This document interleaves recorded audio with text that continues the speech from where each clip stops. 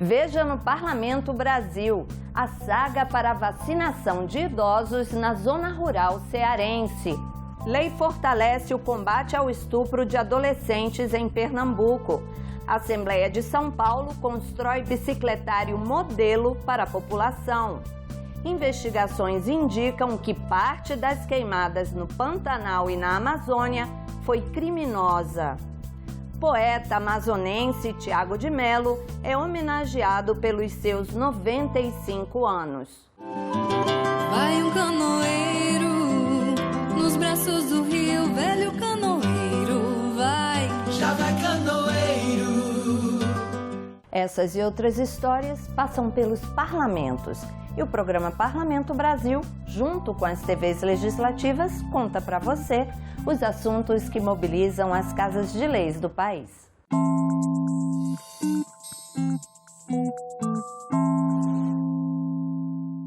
De barco, de moto, a pé, atravessando alagados, o pessoal da saúde não mede esforços para vacinar a população brasileira, nos mais longínquos lugarejos do Brasil.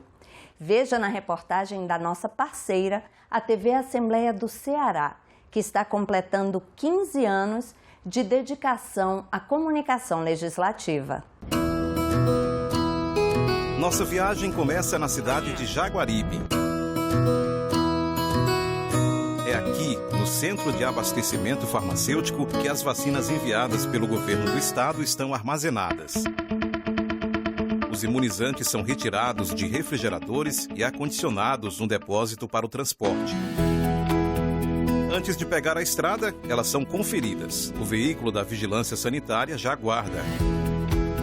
Chaguinha é o motorista que vai nos levar à zona rural da cidade. Durante a viagem, ele conta a história dessa foto do seu José, que foi vacinado no dia anterior, montado no jumento. A gente chamou pra gente vacinar ele e a esposa dele. Aí antes de chegar na casa dele, ele vinha da roça no jumento, né? Aí a gente só falou, vamos vacinar logo ele, que se a gente perder ele de vista, a gente não acha mais não, porque ele é muito danado, tipo danado, é trabalhador, né? Mesmo com a certa idade, é trabalhador ainda. Aí foi a gente só perguntou se podia vacinar ele mesmo no jumento, ele aceitou, de boa mesmo aceitou e a gente vacinamos ele. Cibele coordena a imunização no município e acompanha todo o processo de chegada e distribuição das vacinas. A vacina, ao chegar ao município, ela é armazenada numa central de armazenamento e no dia seguinte distribuída nos pontos de vacina. Nós sempre seguimos a estratégia de vacinar inicialmente a sede, que é onde nós temos o maior número de contaminados, e posteriormente nós distribuímos ela para os distritos e para os sítios. Antes de sair da cidade, a equipe é reforçada. O agente de saúde Mardônio é o primeiro a embarcar. Logo na frente entra a técnica de enfermagem Taislânia. Ela será responsável pelas aplicações. Por conta do seu trabalho junto à comunidade, conhece a maioria dos idosos, que facilita seu trabalho. Enquanto observa a leve chuva caindo do lado de fora, já lembra quem são os primeiros beneficiados. Hoje a gente já vai vacinar dois, na área de UDNI, antes de chegar na de mãe. Além dos distritos, o desafio é chegar nos sítios por conta da dificuldade do acesso. Já no sítio a gente segue uma outra realidade, porque nossos sítios eles são distantes e a maioria das pessoas ficam de difícil acesso por conta do caminho. Então nós acabamos indo até os idosos, seja onde for, né, em sua residência, no seu momento de lavoura, enfim. Mas essa vacina chega a todos, tanto da sede, como dos distritos, como do sítio. Essa é uma garantia que o município tem com todos os idosos, com toda a população de Jaguaribe. Mesmo com o balançar do veículo, Mardônio detalha a confiança dos idosos no trabalho dos profissionais do município. Estou acompanhando aqui a equipe nesse momento de vacinação, nos idosos de 70 anos acima, né, esse trabalho que a gente vem fazendo nos sítios também. E acompanhando porque o idoso ele tem mais confiança quando a gente de saúde acompanha, porque a gente que acompanha no dia a dia, então dá mais confiança para eles tomar a vacina. Mas nem sempre esse percurso é feito de carro. Na zona rural de Abaiara, as poucas chuvas que caíram na região causaram transbordamento de rios e as estradas ficaram intransitáveis. A única saída é utilizar motos. Na zona rural de Crateús, a travessia é feita a pé, enfrentando trechos completamente alagados. Em alguns casos, a passagem é arriscada. Qualquer deslize agora pode significar a perda de várias doses. Essas imagens mostram o trabalho da farmacêutica Luísa Maiani, que vacinou seu Francisco Alves em cima de uma canoa, no município de Potengi. De volta aos vacinadores do município de Jaguaribe, a equipe já está na zona rural. Nessa área, cercada de montanhas e poucas casas, começa o dia de trabalho. É na residência do seu Emanuel que a vacinação é aberta. O procedimento inicia com a entrega do cartão do SUS e o preenchimento do cadastro. E aí, o que o senhor está esperando? A vacina? Ansioso? A sensação agora. Graças a Deus, né?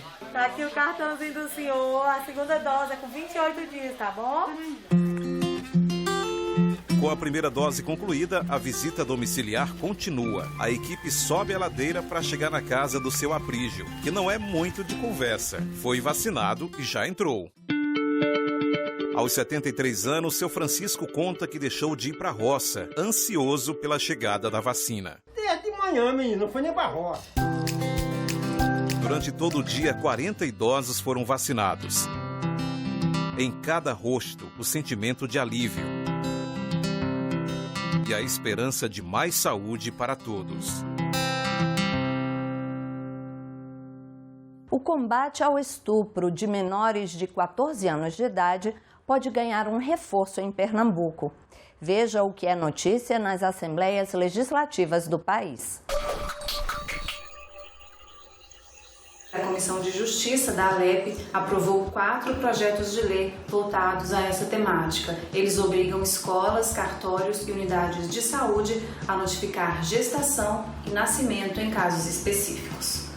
Os projetos, de autoria da deputada delegada Gleide Ângelo, do PSB, e do deputado Joaquim Lira, do PSD, determinam que cartórios de registro civil devem comunicar ao Ministério Público Estadual, à Polícia Civil e ao Conselho Tutelar os registros de nascimento que tiverem a mãe ou o pai menores de 14 anos e 9 meses. Da mesma forma, unidades de saúde públicas e privadas, laboratórios de análises clínicas e instituições de ensino públicas e privadas ficam obrigados a notificar os mesmos órgãos, além das secretarias de Defesa Social, de Saúde e de Educação, sobre a suspeita ou confirmação de gravidez para apuração de possível crime de estupro. As iniciativas prevêem multa para o estabelecimento que não fizer a notificação. Há quase 3 décadas, Santa Catarina conta com uma política estadual de desenvolvimento rural. Entre os objetivos da legislação, criada em 1992, estavam estimular o desenvolvimento das unidades familiares de produção e a diversificação das pequenas e médias agroindústrias, além de proteger o meio ambiente e garantir o uso racional dos recursos naturais. Agora, uma nova lei, proposta pelo deputado Padre Pedro Baldiceira, trouxe mudanças para essa política de desenvolvimento rural. Em vigor desde 22 de janeiro deste ano, a Lei nº 18.079 acrescenta a implantação de agroflorestas como uma das ações de desenvolvimento rural do Estado. Conforme o texto, as agroflorestas consistem no plantio na mesma área, de acordo com critérios e princípios da agroecologia, de árvores variadas nativas da vegetação local, em consórcio com árvores frutíferas e outras culturas baixas, contribuindo para a preservação e o desenvolvimento sustentável das regiões desmatadas, com a utilização mais eficiente dos recursos naturais como solo, água e energia. Árvores, arbustos, palmeiras, bambus são utilizadas na mesma área de cultivos agrícolas ou criações. Existe uma harmonia de convivência. Os ciclistas enfrentam muitas dificuldades no dia a dia nas cidades brasileiras. Além das poucas ciclovias, faltam estacionamentos e banheiros adequados para dar uma força para quem quer usar a bicicleta como transporte. Em São Paulo, a Assembleia Legislativa do Estado resolveu ajudar e inaugurou um bicicletário modelo aberto para a população. A mesa diretora da Assembleia Legislativa de São Paulo entregou o novo espaço, que fica localizado próximo ao estacionamento dos deputados e tem entrada pela rua Abílio Soares. O lugar é coberto e conta com 52 vagas, energia solar para carregar equipamentos elétricos, lavatórios, banheiros, além de ser monitorado por câmeras de vigilância e possuir piso antiderrapante. O presidente da Alesp, deputado Cauê Macris, do PSDB, explica que o local foi feito para oferecer mais conforto e segurança para o ciclista que frequenta a região do Ibirapuera, na capital paulista. Hoje em dia, muitas pessoas utilizam bicicleta, transportes alternativos que precisam dar essa construção, né, fazendo com que as pessoas que frequentam o prédio da Assembleia, e não são só aqueles funcionários, as pessoas que vêm visitar os parlamentares, né, mas também a população em geral que utiliza dos serviços que nós colocamos ao longo do tempo aqui, por exemplo, como poupa-tempo. Então, você ter esse local, né, com uma estruturação, banheiros, armários, lugar até inclusive para carregar quem vem de patinete elétrico ou uma bicicleta elétrica, também é a utilização dessa construção que foi feita. Quero aqui fazer um elogio ao deputado Enio Tato, que foi um grande incentivador desse projeto do bicicletário, né, e também a utilização desse espaço aos fins de semana. Nós temos muitas pessoas, né, que utilizam o Parque do Ibirapuera, que é ao nosso lado, né, e precisam de um lugar com segurança para deixar as suas bicicletas. Nessa região tão importante, perto do Parque do Ibirapuera, nós não tínhamos um bicicletário moderno, né, modelo como esse. Um bicicletário feito por uma arquiteta, Suzana Nogueira, que é ciclista, e ela fez todo o projeto consultando o ciclista, o que precisava. Então são 52 vagas, com ar para encher o pneu, com ferramentas para uma manutenção da bicicleta, com energia elétrica para carregar a bateria de bicicletas elétricas, né? Com banheiro masculino, feminino e para portadores de deficiências, e, enfim, um bicicletário modelo. A cicloativista Renata Falzoni, que luta pelos direitos dos usuários de bicicletas, afirma que a medida é um avanço e atende um pedido da população. Essa é uma demanda de mais de 10 anos, né? Quando o público chegava aqui na Alesp, nós ciclistas não tínhamos onde estacionar, era uma coisa sempre bastante até constrangedora, né? A gente vinha aqui de bicicleta para termos assuntos da mobilidade em bicicleta e o primeiro obstáculo era aonde deixar a bicicleta, e com tanto espaço aqui na Alesp. Então isso vem para atender uma demanda já muito antiga, que a gente já vinha demandando há muito tempo, né? Agora, o passo além é que é um bicicletário público, que vai atender uma demanda da região, e isso sempre é muito legal, muito importante.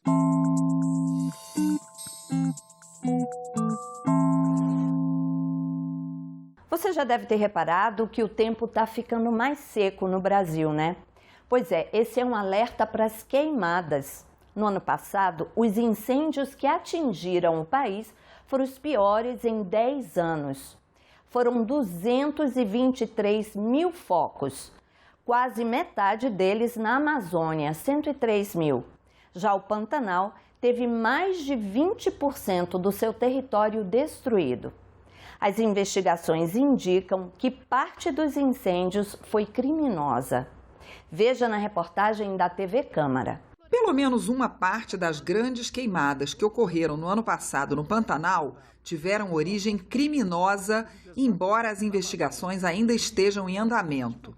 Foi o que afirmou o delegado da Polícia Federal que comanda a Divisão de Repressão a Crimes Ambientais. Ele falou durante reunião virtual da comissão externa criada para acompanhar as queimadas em biomas brasileiros e propor soluções para o problema. Os incêndios não foram acidentais, os incêndios foram propositados. Junto com a extração dos dados celulares, onde havia diálogos que ainda estão sob sigilo de justiça, havia indicação, coloque fogo aqui, não coloque fogo ali, o IBAMA está posto na fazenda vizinha, segure um pouco mais. Os debatedores afirmaram também que a devastação de áreas protegidas na região amazônica teria ganhado maior incentivo com a apresentação de projetos de lei, como o que permite a mineração em terras indígenas. Entre as ações ilegais que teriam sido feitas de forma coordenada, foram citados os incêndios ocorridos no chamado Dia do Fogo em 2019. Já tinha, digamos assim, uma suspeita e indícios de uma coisa articulada mais globalmente, inclusive com vídeos, pronunciamentos, na lógica de vamos colocar fogo nessas unidades de conservação, vamos colocar fogo nas florestas. E, posteriormente, vamos jogar capim. Quando houve aquele momento intitulado Dia do Fogo, a gente percebeu que houve um frenesi, não só em relação aos focos de incêndio intencionalmente motivados, como também na questão da mineração. Em outra audiência na Câmara dos Deputados, representantes dos governos de Mato Grosso e Mato Grosso do Sul disseram que este ano estão mais preparados para proteger o Pantanal. Os representantes dos órgãos ambientais de Mato Grosso e de Mato Grosso do Sul afirmam que estão bem mais preparados para enfrentar as queimadas na região do Pantanal neste ano. Eles responderam a questionamentos feitos em reunião virtual da comissão externa criada pela Câmara para acompanhar as queimadas em biomas brasileiros. Ano passado a gente viu que aqui em Mato Grosso, por exemplo, não tinha nada para atender animais, no Pantanal não havia o atendimento, não havia caminhão-pipa suficiente, não havia corpo de bombeiro na entrada da Transpantaneira. Comparando 2020, o planejamento de 2021, os órgãos de combate, de prevenção estão melhor estruturados? Todas as informações que tivemos aqui do INPE, dos pesquisadores das universidades, é que nós teremos agora uma década de seca e que o ano 2021 seria um ano mais seco do que o ano 2020. Em decorrência aí dos grandes incêndios que nós tivemos aqui no estado de Mato Grosso no ano passado, o Corpo de Bombeiros Militar do estado de Mato Grosso implantou uma unidade na cidade de Poconé, que é uma cidade próxima da região do Pantanal, com o intuito de dar uma resposta ainda mais rápida, né, aos incêndios florestais na região. Além disso, né, o governo de estado, na semana retrasada, lançou o plano de ação do CEDIF, e esse plano de ação prevê o desprendimento de 64 milhões de reais em ações de monitoramento, fiscalização, prevenção e combate aos incêndios. Esses equipamentos que chegaram para intervenção durante a Operação Pantanal do ano passado, eles estão atualmente já distribuídos nas unidades da corporação. Já existem várias brigadas voluntárias sendo montadas lá no Pantanal, com equipamentos. Durante a temporada desse ano vão chegando mais materiais e equipamentos também. Tem tanta coisa importante que a gente quer aprender, mas o vocabulário usado é tão complicado que a gente acaba desistindo, né?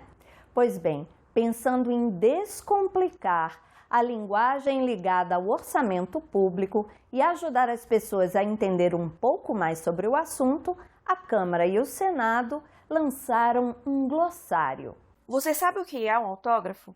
Aposto que você respondeu que sim. Mas existe um outro tipo de autógrafo que talvez você não conheça. Estou falando de um documento oficial com o texto de uma norma aprovada por uma das casas do Legislativo, Câmara ou Senado, ou em uma sessão conjunta do Congresso.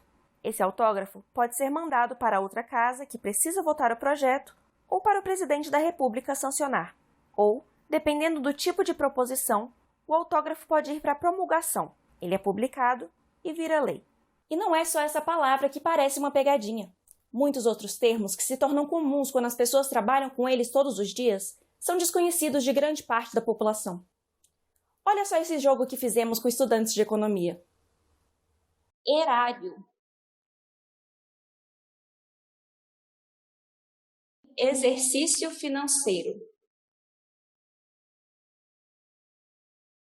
Exercício financeiro é o período pelo qual você executa o orçamento. Então, o ano do exercício, então o ano de 2020 é o exercício de 2020. A próxima palavra é interveniente. Princípio da economicidade. Projeto de Lei Orçamentária Anual.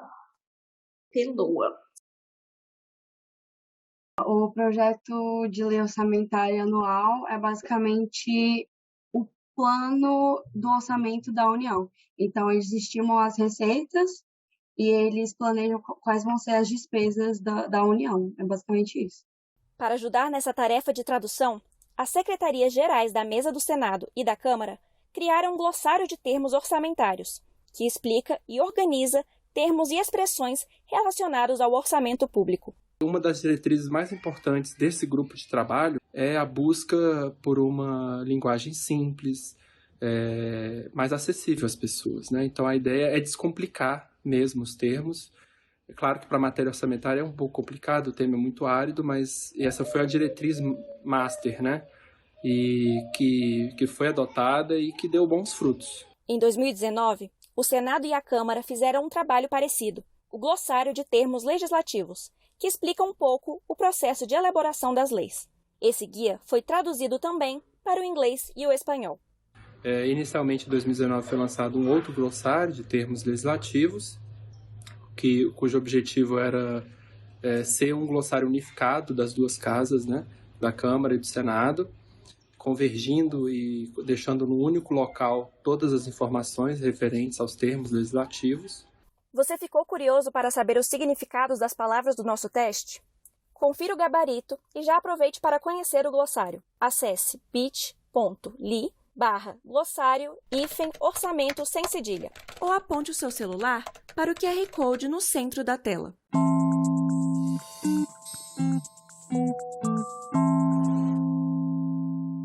O poeta amazonense Tiago de Mello completou 95 anos de idade. Durante a ditadura, foi preso e exilado. É conhecido por defender a vida e a ética. Uma solenidade na Câmara Municipal de Manaus homenageou o escritor. A liberdade será algo vivo e transparente, como um fogo ou um rio, e sua morada será sempre o coração do homem. Trecho do artigo final do poema Os Estatutos do Homem, eternizado por Tiago de Mello. A obra foi declamada no encerramento do discurso do escritor Tenório Teles, presidente do Conselho Municipal de Cultura, durante a homenagem aos 95 anos do poeta na Câmara Municipal de Manaus. É uma obra que tem relevância nacional, internacional, pelo seu conteúdo de humanidade, pelo seu compromisso com a vida e com a liberdade. A poesia dele continua viva por isso, porque ela continua falando desses temas fundamentais, a liberdade, a justiça, a esperança e o comprometimento com o ser humano. Não somos nós que homenageamos o Tiago, é o Tiago que nos homenageia por nos dar a oportunidade da família estar aqui conosco para poder receber essa tão singela homenagem, né?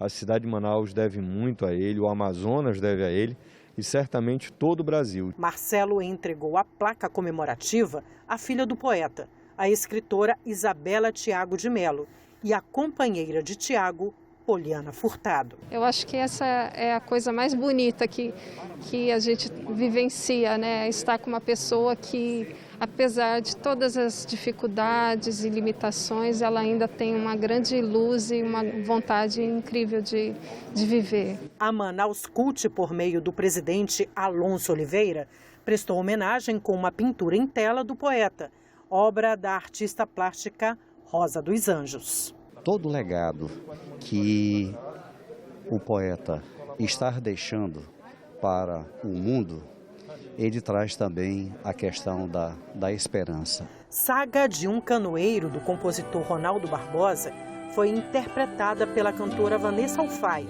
durante a solenidade. Vai um canoeiro nos braços do rio, velho canoeiro, vai, já vai canoeiro.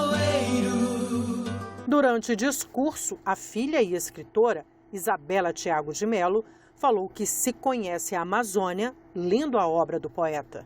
Ela ainda prepara um documentário e deve lançar em breve o livro Dossiê Patrimônio Histórico, contando a vida do pai. Falou também do tombamento das 4 casas do poeta em Barreirinha, obra do arquiteto Lúcio Costa. O que é o tombamento? Nada mais é do que nós garantirmos que é um patrimônio que será preservado para as futuras gerações. São projetos que nós devemos preservar porque é a nossa história. Tiago de Mello nasceu em Barreirinha, interior do Amazonas, a 330 quilômetros, em linha reta da capital Manaus, no dia 30 de março de 1926. É discípulo do grande poeta e escritor José Lins do Rego. Por 10 anos ficou exilado no Chile, onde cultivou amizade com o grande poeta chileno Pablo Neruda. Ficou conhecido internacionalmente em 1975, durante o regime militar, após receber prêmio da Associação Paulista dos Críticos de Arte. Neste mês de aniversário dos 95 anos de Tiago de Mello, a Prefeitura de Manaus também lançou uma campanha comemorativa. A obra do poeta pode ser acompanhada no site vidaecultura.manaus.am.gov.br.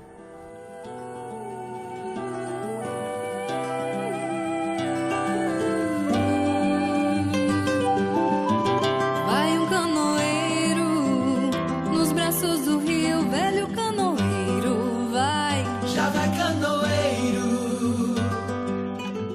Vai um canoeiro no murmúrio do rio, no silêncio. E como diz o poema Madrugada Camponesa de Tiago de Mello, faz escuro ainda no chão, mas é preciso plantar. Esses tempos de pandemia têm sido difíceis, mas a gente tem que seguir. O Parlamento Brasil fica por aqui. Se quiser rever qualquer um dos nossos programas, você sabe, tá tudo lá na internet. senado.leg.br/tv ou nosso canal no YouTube. Aproveita, vai lá, se inscreve. Se você quiser, também pode mandar um e-mail para a gente. Semana que vem, a gente volta. Tchau!